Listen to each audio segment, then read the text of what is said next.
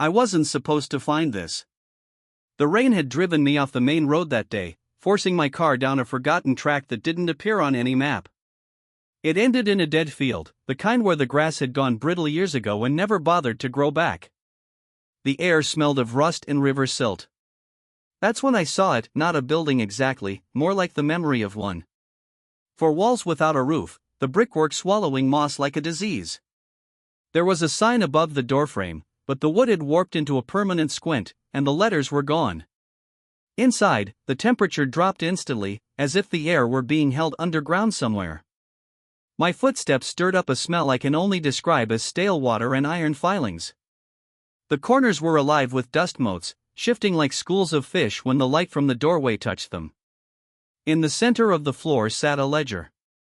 It wasn't hidden in a drawer or locked in a cabinet, just there, as if it had been waiting for someone careless enough to look. The leather cover had split along the spine, and the pages had swelled with moisture until they resembled brittle waves. I flipped it open. The handwriting was tight, almost surgical, every letter stabbing the paper. Dates began in 1839 and ran until 1841. The first thing that caught my eye was the repetition of a single name, Joshua Bennett. Sometimes it was scrawled in the margins, sometimes embedded in the neat columns, sometimes written, then crossed out so violently the paper tore. A small number appeared beside it over and over: 11. No month, no year, no explanation. Just Joshua Bennett, 11, again and again. The pages after July 1841 were blacked out with thick ink, a kind so old it had turned purple at the edges. Whatever lay beneath had been meant to vanish. I don't know why I began to search the rest of the structure. Maybe I was hoping for context, or maybe I already knew, in that instinctive, animal way, that context was the last thing I should want. Behind a collapsed shelf, I found a wall scratched into submission. It wasn't graffiti. It was deliberate. Lines carved into stone by someone with more patience than sanity. There were 42 marks. The last 3 were deeper, fresher than the others. That was when I noticed something else. The echo of my breathing wasn't right, it came back to me muffled, as though there was more space here than my eyes could see. I tapped my boot against the floor and heard a hollow thud. A hatch? A crawl space? I crouched, ran my hand over the warped boards, and felt the hair on my neck rise. The wood was cold. Too cold for a building with no roof, no shade, and the summer heat pressing down. I closed the ledger, tucked it under my arm, and left, quickly. The air outside felt wrong too, like I'd walked into a room where someone had been speaking and stopped the second I entered. That night, in my apartment, I told myself I'd burn the ledger in the morning. I set it on the kitchen counter and didn't look at it again until midnight, when I woke to the sound of paper rustling in the dark. I turned on the light. The ledger lay open to a page I hadn't read yet. Joshua Bennett. 11, underneath, in smaller letters, he did not grow. I couldn't sleep. I knew then I wouldn't burn it. I had to know what they'd done to him. The next morning, I brought the ledger to the State Archive in Harrisburg. The archivist, a woman with nicotine-stained fingers and a voice that carried the fatigue of decades, didn't even look surprised when I said the name. Bennett, she said, pulling a dust-filmed index drawer from the wall. That'll be under St. Enoch's. The card she handed me listed an address in Dauphin County and a note in red pencil, closed, 1842. Records sealed by court order. St. Enoch's Institute for the Advancement of Youth, that was the official name. Founded in 1837 by Reverend Josiah Sterling, a Presbyterian minister with the sort of face that looked chiseled to fit oil portraits. The institute claimed to take in underdeveloped boys from rural families, those deemed too frail for farm work, too peculiar for apprenticeships, too arrested in mind or body for marriage. In the pamphlets, Sterling wrote about molding divine clay and restoring God's intended stature. The language had a strange double edge, part sermon, part laboratory prospectus. The building still stands. I saw it myself that afternoon. Stone walls the color of bone, a central tower rising above what must have once been formal gardens. The windows are bricked over from the inside. The wrought iron gate hangs from one hinge. I wasn't trespassing, not technically. The county clerk's office told me the property had reverted to state ownership after maintenance liabilities became unmanageable. No one has maintained it in over a century. Inside, the air was stagnant in a way I can't explain, like a basement where the last breath was drawn in another century and simply stayed there. I found the records in a cabinet that should have rusted shut decades ago. Thin folders tied with black ribbon, each marked with a boy's name and a year. Joshua Bennett's file was near the front.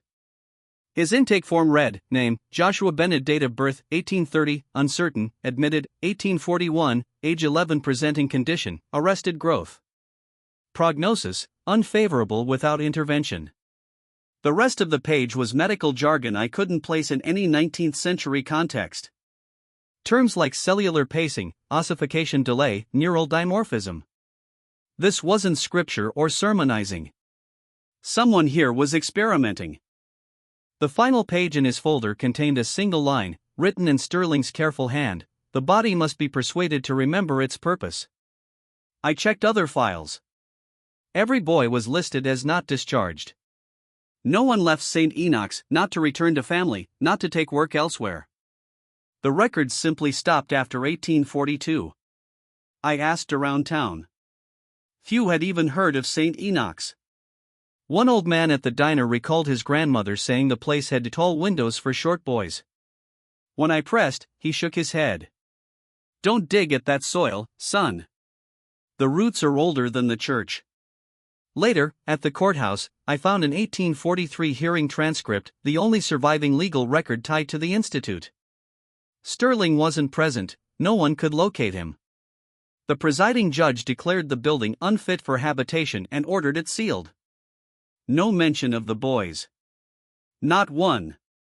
Driving back that night, the road wound along the Susquehanna. I kept thinking about those bricked windows, about light never touching the rooms again. And the phrase in Sterling's notes, persuading the body to remember. That isn't medicine. That's something else. The courthouse basement held a drawer of letters marked miscellaneous correspondence, 1839 to 1842. They weren't filed under St. Enoch's, they were misfiled under local charities. I unfolded the first and immediately saw the pattern.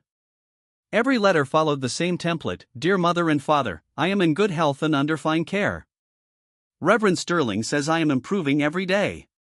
I am grateful to God for this opportunity. Please do not worry. No dates. No signatures. Just the word son or your loving boy at the bottom. By the third letter, the handwriting was too identical to be coincidence. It was the same hand, not a child's, but an adult's, imitating a child's awkward loops.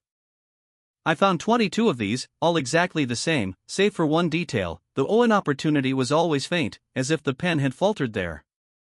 I asked the archivist if they had photographs. She shook her head, then hesitated. Only these, she said, producing a thin stack from a manila envelope. Portraits of boys in stiff collars, eyes fixed just above the camera. The backgrounds were all the same. The lighting was identical. Even the shadows fell in the same places. If not for the names written in pencil on the back, names that were later crossed out with a single line, I might have believed they were pictures of the same boy, endlessly reproduced. That night, I drove back to the ruins of St. Enoch's. The wind had picked up, shaking loose bits of mortar from the tower. I found the north wall of the courtyard, a low section where the stone had begun to crumble. Names were carved into it, layer upon layer. Some were shallow, some deep, some barely legible. Everyone had been scratched through. Not chipped away, scratched, as if by a desperate hand, hurriedly, repeatedly, until the grooves blurred into each other. In the dark, I almost missed the voice. Who are you looking for? I turned to see a woman standing a few yards away, holding a flashlight low to the ground. She looked about 70, her raincoat buttoned up to the chin. Her name was Ruth Larkin. Her grandfather, she said, had worked as a groundskeeper at St. Enoch's until its closure. She kept some of his things, a brass key, a diary, and a single letter not in the archive. We sat in her kitchen while she read from it. The paper trembled in her hands. The boys forget, after a while. They forget their homes, their faces, their own names. Sterling says it's the medicine. I have seen the medicine, a black draught that smells of earth. They drink it willingly after the first week. After that, they do not ask for letters, or for parents. They stand in the yard and stare at the tower as if waiting to be called. Her voice caught on the last line.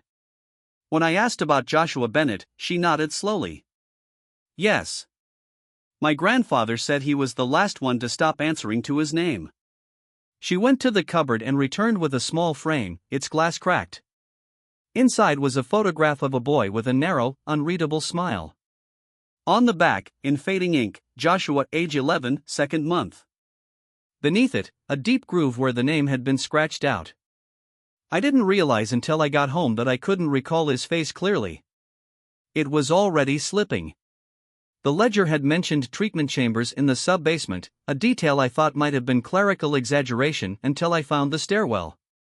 It began behind a warped wooden door in the east wing, half swallowed by collapsed plaster. The steps were narrow and uneven, worn concave by decades of feet. The air grew colder the deeper I went, carrying a smell like candle smoke mixed with wet limestone. At the bottom, my flashlight caught something strange. The steps continued down another flight, but this one curved back on itself, leading me directly to where I'd started. I tested it 3 times before realizing the descent was a loop. Not an illusion. The same cracks, the same stain, the same cobweb in the same corner. I broke the pattern by stepping off the final stair onto the dirt floor instead of the stone landing. That's when I found the door. Iron, with no handle on the outside. Its hinges were fused with rust, but it was ajar by less than an inch. Through the gap, I saw the faint flicker of candlelight.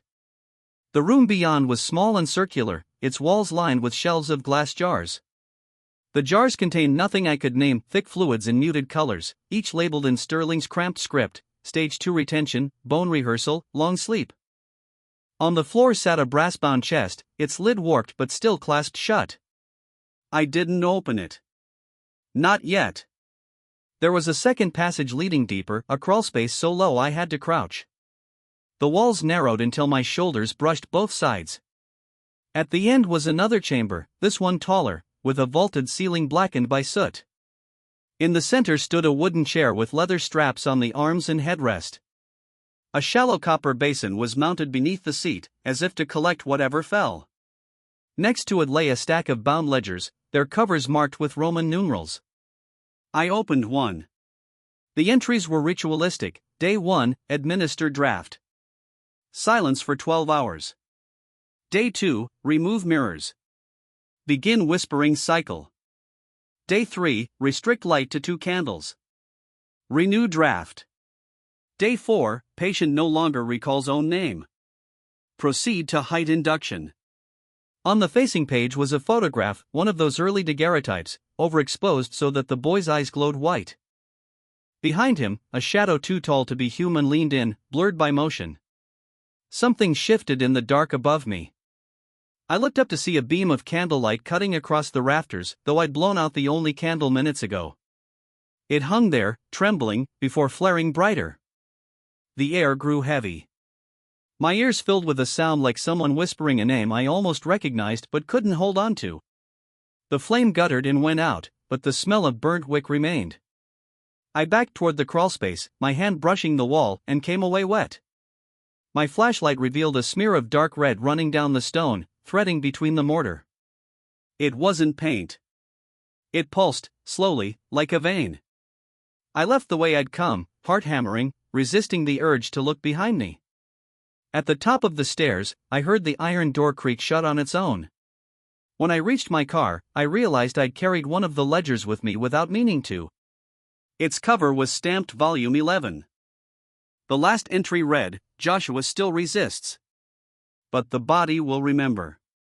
The ledger from the sub-basement, Volume 11, was more than a diary of cruelty. It was a directory. Between the ritual entries were lists of names and places, written in columns beneath a heading I hadn't seen before: approved sites, the Fifth Veil. There were 8.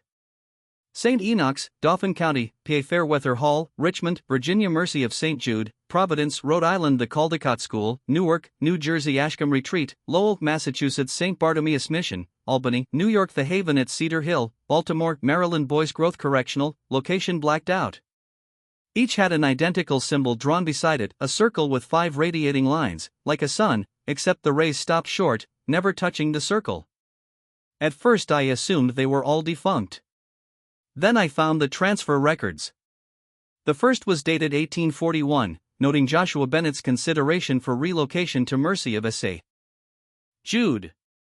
Another boy, Robert Hale, was sent to the Haven at Cedar Hill.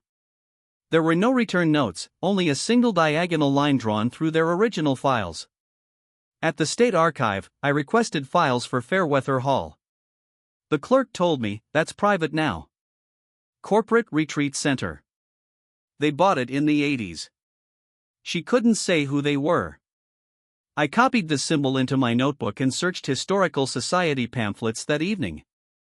It appeared on a 1902 fundraising flyer for an advisory council for youth ascension, its board listing ministers, physicians, and politicians from across the eastern seaboard. The president's name, Reverend Josiah Sterling, the same man who'd supposedly vanished in 1843. The deeper I dug, the more that symbol surfaced, etched on the brass spine of a 1911 city directory, stitched into the silk banner of a church parade in a grainy 1920s photograph, embossed on the corner of an official-looking letter I found in a flea market bin. That letter was addressed to Mr. Bennett. Not Joshua. My grandfather. It was dated 1947, written in the same precise hand as Sterling's notes. The letter thanked him for continued support in maintaining the legacy of the Fifth Veil and invited him to a reunion at the Haven. I don't know if he went. My family never spoke about his youth, but seeing my own surname among the machinery of this thing sent a cold current through my spine. To confirm I wasn't spiraling into coincidence, I contacted Ruth Larkin again. She told me her grandfather had mentioned visitors from other states, men and women in dark coats who watched the boys in silence, took notes, and left without speaking to staff. They weren't here for this building, she said, gesturing toward the ruins beyond her kitchen window. They were checking if we still followed the method. She showed me an old map her grandfather had drawn. It marked St. Enoch's as a small black circle, with 7 more just like it along the eastern seaboard. The map's legend was simple: Fifth Veil, active 1932. The pattern was too clean to be chance. These weren't isolated institutions. They were chapters in a single, decade-spanning operation. And if my grandfather's name was in their registry, then my family had been inside the circle all along. The thought settled in my chest like a stone. St. Enoch's was only the rot you could see. The root system stretched far deeper, still alive, still feeding. The invitation came in a plain envelope, postmarked Baltimore. No return address. Inside was a single card, ivory stock, the same sun and circle emblem embossed in gold. In the center, an address: The Haven at Cedar Hill, guest entrance, August 3, 11 p.m. I went. The retreat center looked nothing like the ruins of St. Enoch's. This place was immaculate, whitewashed columns, manicured lawns, the scent of cut grass lingering in the warm night air. But the silence was the same. Inside, a long hallway lined with closed doors. At the far end, an open room lit by a ring of candles. In the center sat a boy no older than 10, dressed in a starched shirt and dark trousers. His eyes followed me without blinking. A woman in a gray dress, no name tag, no expression, adjusted the straps of a wooden chair, fastening his wrists gently but firmly. A metal basin gleamed beneath him. Beside her, a glass bottle of thick black liquid. Treatment begins in 7 minutes, she said, as if reciting from a schedule. Visitors may observe. I stepped forward. What's his name? She paused, then gave a small shrug. He hasn't decided yet. From the shadows, a voice: it won't matter if I get out. I turned. Ruth Larkin sat in a chair by the wall, older now than she'd looked in her kitchen, her raincoat folded neatly on her lap. She met my eyes. They let me leave once. I still don't know my birthday. The woman in gray held out a folder. My name was written on the tab. Inside, photographs of my grandfather, aged 12, in the same chair, the same basin beneath him.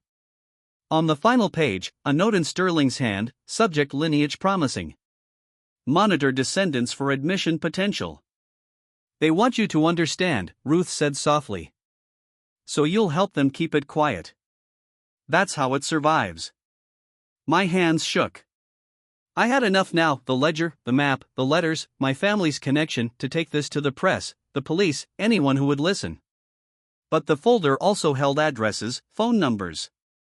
Survivors. Boys and girls who had somehow slipped the fifth veil's grasp. People whose faces would be plastered across headlines, their stolen histories dissected in public. Exposing the system would burn their lives to ash. Protecting them would mean letting the rot keep growing, unseen. The boy in the chair shifted, his eyes still locked on mine. The woman tipped the bottle. The thick black draft slid toward his lips. Will it matter? Ruth asked again, her voice almost breaking. I moved before I thought, pulling the bottle from the woman's hand and hurling it against the floor. The glass shattered, the black liquid pooling like oil. Her expression didn't change. There are more bottles, she said simply. I pressed the folder to my chest and turned away, my choice already made. The world wouldn't get the story. But neither would the fifth veil get this boy. I walked out, past the bricked-over windows that hid whatever else they were doing inside. At the edge of the lawn, I pulled the folder apart, page by page, and fed them into a small iron brazier by the gate, their own ceremonial fire pit. The flames took quickly, curling Sterling's handwriting into black flakes. I left one candle from the circle burning in the brazier's embers. Let them wonder what it meant. The official report was thin, barely a page. Electrical failure in basement wiring, resulting in structural fire. No casualties. Building condemned. The local news ran it as a 2-paragraph filler between a road closure notice and a story about a county fair. No mention of the haven's history, no photographs, no interviews with staff or witnesses.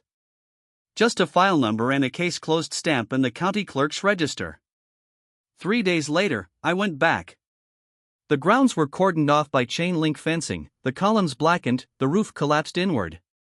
The air still carried the tang of wet ash. An excavator operator, leaning against his cab, told me they'd cleared out the worst, meaning the debris from the main hall and kitchen, but hadn't touched the sub-basements yet. Not worth the risk, he said, chewing the inside of his cheek. Whole thing's ready to cave in. Inside the fence, I found what they'd missed, a small pile of singed papers pressed into a corner of the courtyard. The top page was blank except for a faint watermark, a circle with 5 short rays.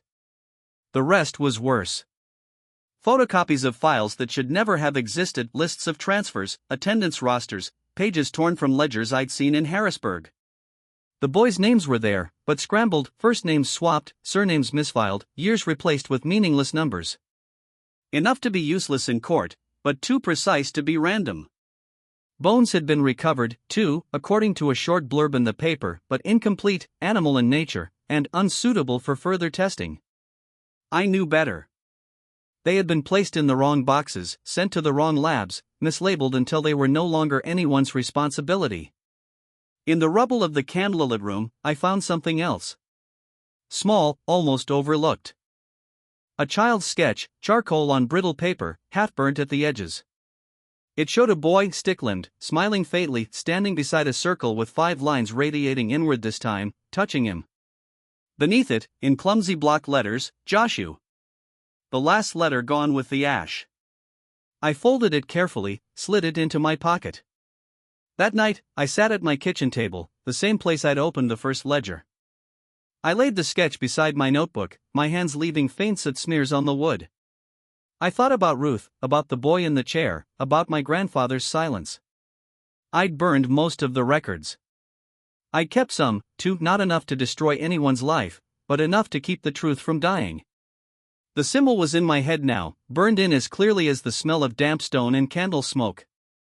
When I finally turned off the light, I caught myself whispering the boy's name into the dark, as if that alone could hold it in place.